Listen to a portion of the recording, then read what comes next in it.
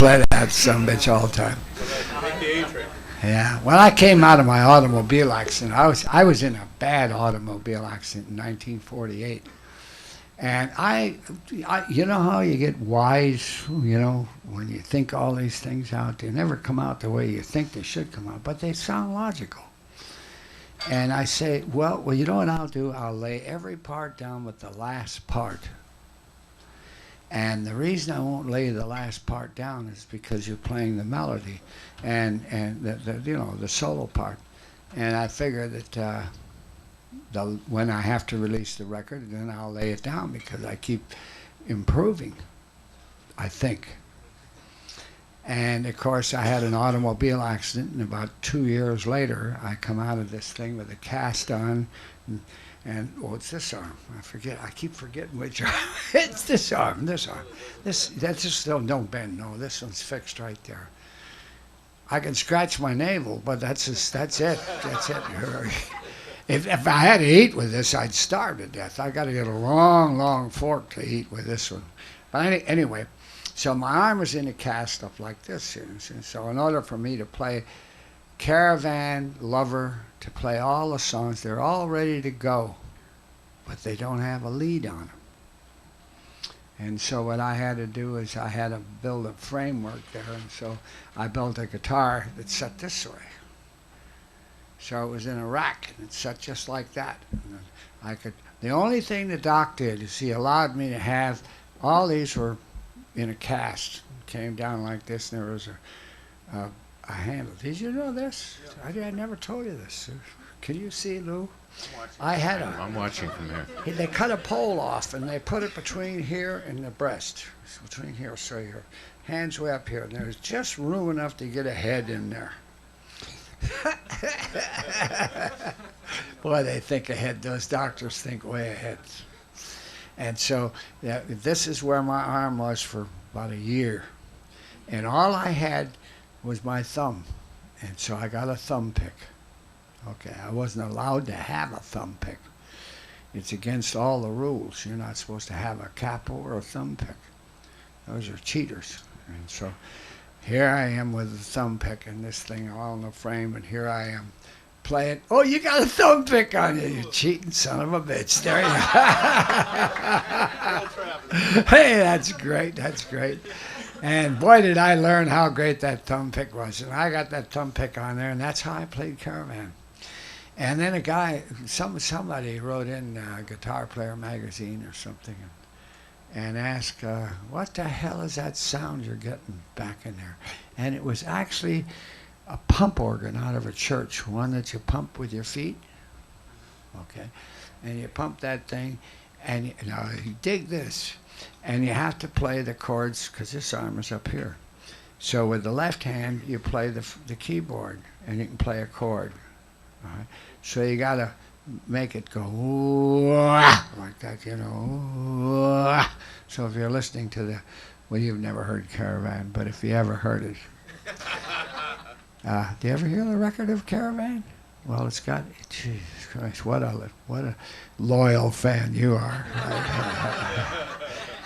You're listening to that 88 station with those jazz cats there on that station. You don't hear that stuff. I was playing the melody. You wouldn't even know what the hell that was, would you? It's a good thing you got a job down here. It's the only thing that keeps you working. But anyway, I got this thumb pick on here, and I have to play all the parts that I left off, which is the lead part and all the running around and everything. And that was really a trip. So the first 4 or 5 records came out that way, and they were all hits.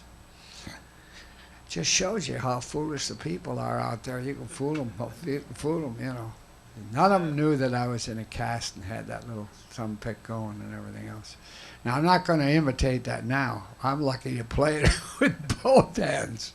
But I'm going to play Caravan for this fellow down here with a thumb pick sitting right in front. Did you ever use a thumb pick playing the bass? No. Did you ever use a pick playing the bass? No. Huh? Well, I'll tell you, you can play some pretty wild stuff if you use a pick. That's how you use it. You ever hear of Thumbs Carlisle? Yeah. Yeah, Thumbs lived at my house for a year.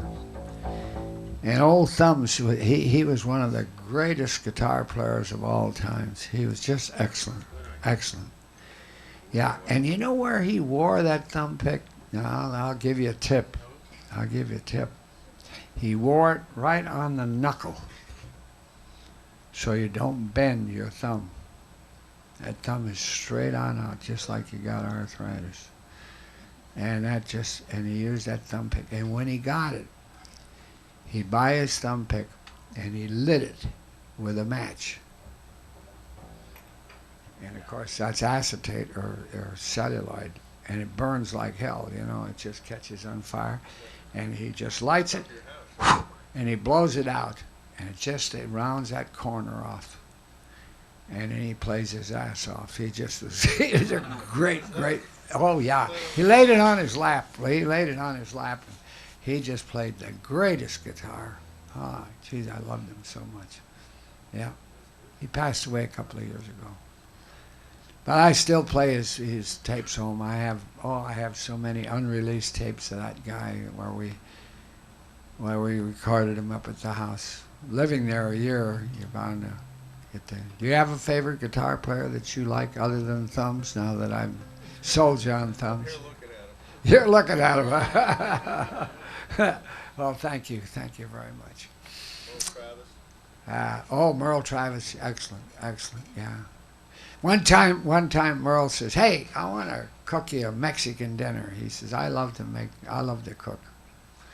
So he was late. Mary and I and Mary's sister were waiting, and Merle had a date with Carol, Mary's sister, and we were all to have dinner together. And finally, Merle showed up. And he didn't say why he was late, but he was a few minutes late, and he started cooking, and 2 policemen came in and arrested him. What Merle had done is he got stopped for speeding. So he got out of the car, and while the guy was writing a ticket out, he creamed him and laid the patrolman right across the hood of the car and drove away. And he left the book there. If he'd taken the book with him, they wouldn't have known who had punched him out, Oh, Merle was a real character and wonderful friend, wonderful.